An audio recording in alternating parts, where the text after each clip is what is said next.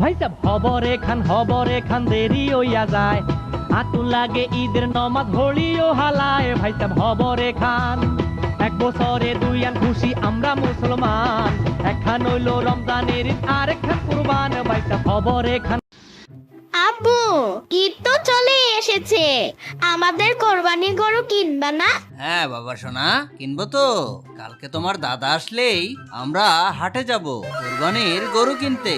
ইয়াম্মু, তাহলে আমরা কালকেই যাব কোরবানির গরু কিনতে। হ্যাঁ বাবা, কালকেই যাব। যাও তুমি ঘরে যাও।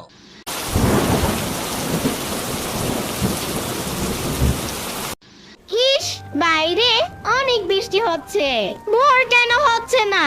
আমার তো আর দেরি সইছে না। কখন যে যাব গরুর হাটে গরু কিনতে, আমার ঘুম আসছে না।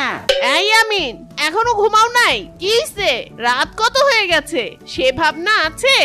আম্মু, আমার ঘুম আসছে না, আমি কখন হাটে যাব আর সেই চিন্তায়